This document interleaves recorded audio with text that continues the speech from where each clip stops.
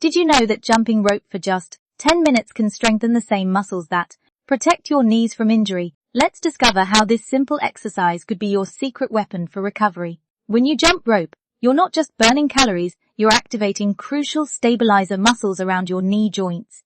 This repetitive movement patterns help build strength and improve balance, making your knees more resilient. Research has revealed that combining this exercise with omega-3 supplements can be a game changer for injury recovery. These supplements work to reduce inflammation while the jumping motion enhances blood flow to damaged tissues.